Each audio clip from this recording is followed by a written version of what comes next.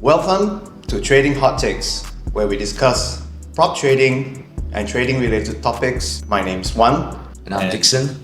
We're both from TRADEXPROP.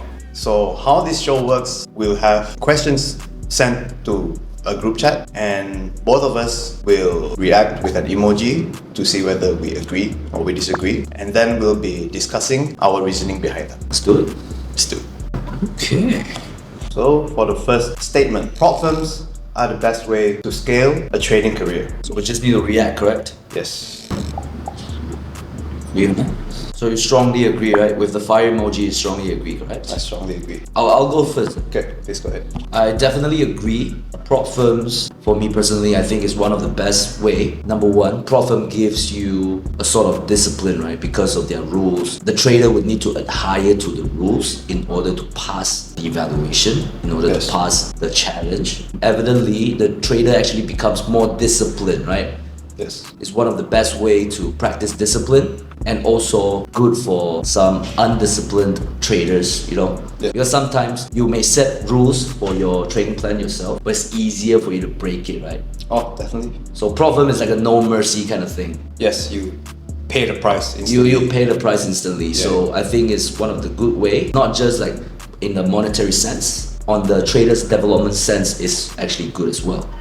Yes. Why I strongly agree. Let's say when you're starting out, like as what Dixon mentioned, it's good for you to discover yourself as well. Your attitudes and your perspectives towards trading, because you'll pay the price straight away. If you decide to get greedy, you decide to break your trading system, you'll find out very fast. In terms of scaling, to get the returns of let's say a $100,000 account, you'll just spend a couple of $100. You're risking a few $100 to potentially get the returns of a 100k account.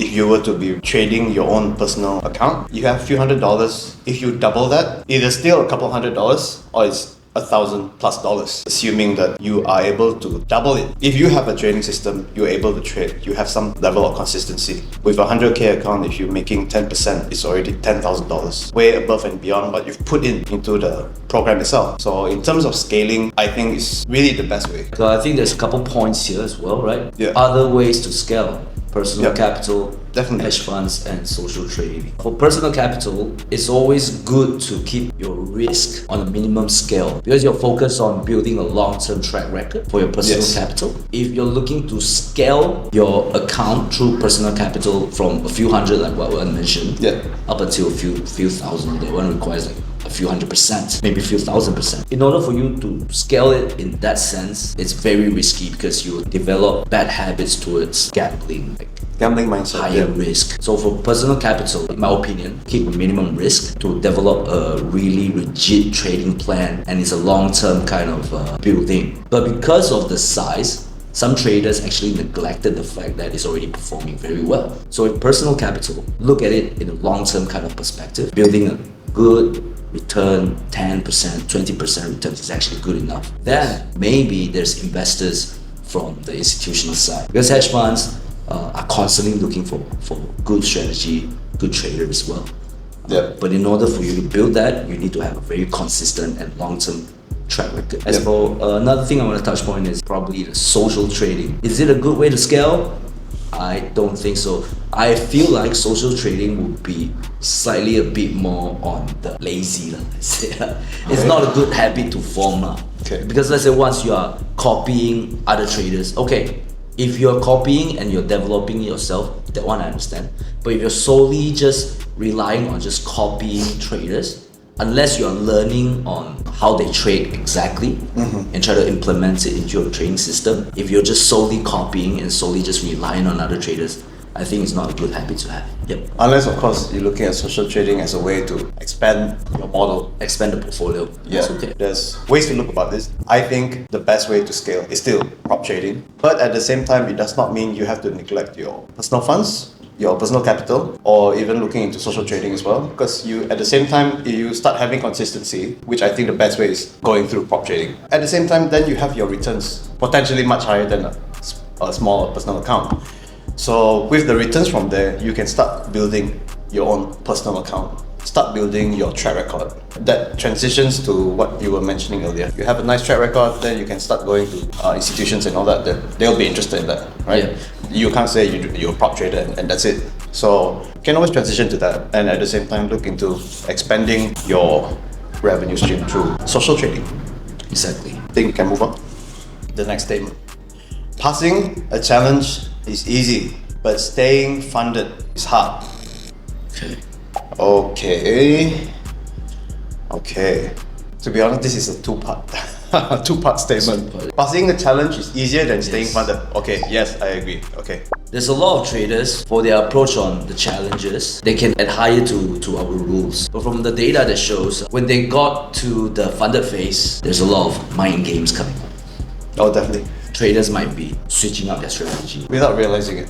over trading, doing tons of things that you couldn't imagine, right? Because I think when you're striving for a challenge, okay, a lot of traders, they have the grit, but none of them actually set their goals to, I'm gonna get how much funded accounts and I'm gonna generate how much profit target that I'm setting. I think it should be the goal setting. That's the issue, because a lot of traders say, okay, I'm going to get $1 million funded this year, but none of them is actually saying like, how much profits am I going to generate? So let's say if you can set up like, I'm going to generate $50,000 in 2025. Okay, it's a long-term goal, correct? It's a 1-year goal. It can be 100,000 if it's too small. $100,000 in profit withdrawals. So once they set this goal out, $100,000 goal for 2025, what do they need to do? So it's slightly different than I'm going to get $100,000 account, I'm going to get $100,000 profit withdrawals. So in order for you to generate $100,000 profit withdrawals, what's the account sizes that you need to get? How many challenges you need to pass? Reverse engineering. It's reverse engineering.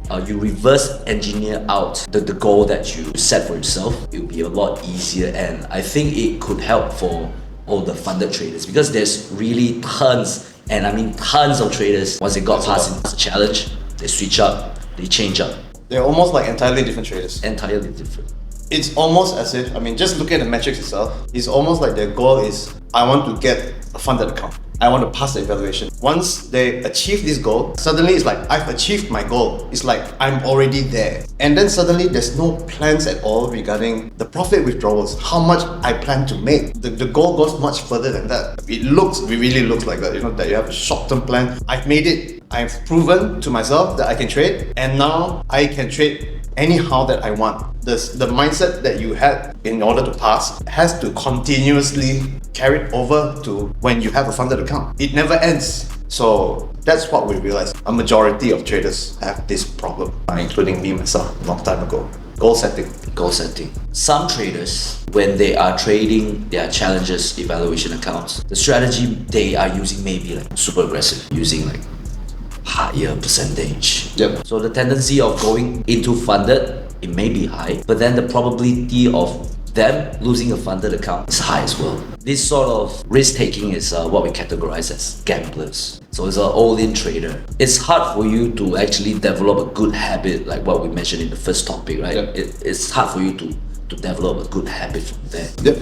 I think we can move on to the next statement. Trading a prop firm account is harder than trading your own money. Can you look for my thumbs down as well? I'll just copy paste your thumbs down. Trading a prop firm account is harder than trading your own money. I don't think trading a prop firm account is harder than trading your own money. Because for me, when I first started out prop trading, my personal account is not looking so well. But because of the rules there to guide me, it forces me to develop a more sustainable plan. It also forces me to be disciplined. Because it's like, you are afraid of the teacher that might spank you. Spank you, take your money. The feeling is like that, right? Yep. But for me, when I'm trading my own personal account, I got no limitations. Yes. I can do whatever I want. Yes. But that's the thing. If you are already a very disciplined trader, just do yourself. I mean, that's good, right? You can do that, yes. But prop firm is always something that you could leverage as well. Yep. It's not like prop firm account is good or not good, right? It depends on what situation or what circumstances you're in. It can always be used to leverage up your portfolio, to leverage your learning curve. Because the rules are there to make you a better trader. You need to adhere the rules. Yep. If you're only solely looking at money, right, then you're at a loss, right? Mm-hmm. Because if you're looking at prop firm as a vehicle for you to practice, for you to develop the good mindset, for you to develop a good trading system, yep, money will come after. Yep. Because of prop firm, you have a good Correct. risk management system. You have a good discipline. You have a good mindset. There might be investor waiting for you. The money will come as a result of that, right? Yes, exactly that.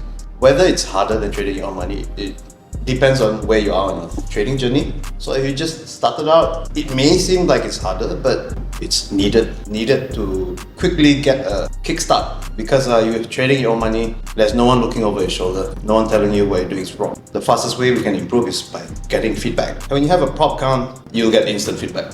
Instant feedback. So feedback is so important. If you retail trading, you can be trading for years and years and years, and whether it's gonna be sustainable or not, no one's gonna be saying it to you if you don't have a certain level of awareness already about what you're doing. I feel that it's good to trade with a prop firm account first, and then later trading your own money. Because I'm looking at the statement again. Trading a prop firm account is harder than trading your own money. Yes, it's harder, but it's a good hard. If you're trading your own money, it's easy. You're not stepping out of your comfort zone, right? So you're doing whatever you want.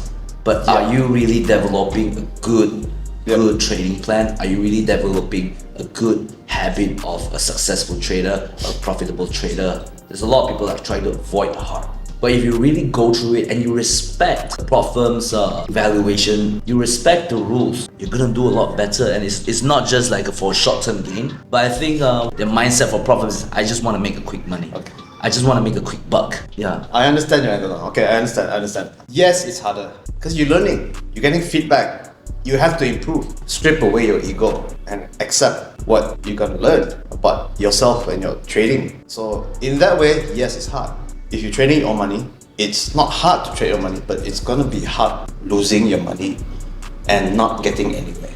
That is also hard. That's a lot harder. That's also very hard. So you choose your hard, right? One hard is learning, going through, accepting your weaknesses, improving. The other hard is accepting the result that comes from the consequence of it being easy. I think bottom line, that's it. Bottom line. Bottom line, that's it. Bottom line. The stress. Does the drawdown rule add stress? Yes. You need it. You need it. I have a couple of trader friends. They're trading for like 10 plus years. But what they're saying is like, I've been trading for 10 plus years. But are you really going anywhere? Are you really improving? The year that you have in trading does not mean anything. Yeah, because you're not able to really establish a baseline. Yes. You're not learning, you're not growing, you're not going on the hard path. You're not smashing it, so yeah. Let's move on. Let's go. So far now, both of our reactions still align. Yeah. So, next statement, prop trading is a stepping stone, not a long-term career. This is agree and disagree.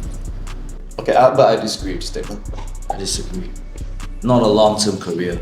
Yeah, I don't agree that it's I not a don't long-term agree, career. yeah. If you have an X amount of money that you want to make a year, then if prop trading can help you achieve that, then you can be doing it forever and ever if you want. Let's say you have a multiple prop firms account that stacks up to be like $1 million. Are you gonna just leave it there? You can scale up easily. Easily. You can scale up easily. It achieves your financial goal. So why is it not an option as a long-term career? Stepping stone, definitely. Definitely.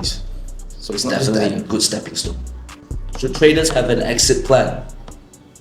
Do you need to have an exit plan when you have a good and profitable trading system? I do not understand why. No, exit why plan for prop trading, okay. Unless It you- works. Yeah. You achieve your goal.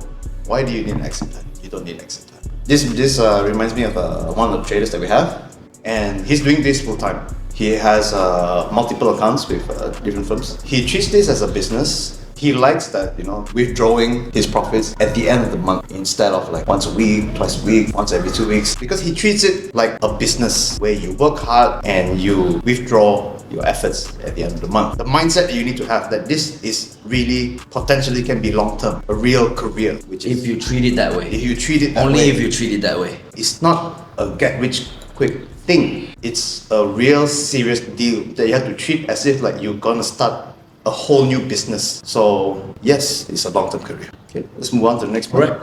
Prop firms are the future of retail trading. This is Okay, can go on. I'm not sure if the traders seen recent news. One of the OG prop firm FTMO actually just acquired Owenda. Acquired Owenda, and it's a huge deal. Owenda was actually acquired by another, I think it's a hedge fund or something. But that time the valuation of Owenda is about $180 million. So FTMO acquired Owenda. So it's actually a big deal, right, on where prop firms are going. So when we talk about retail trading accounts, which is a normal brokerage account, do you have any rules in place for you? You do not have it.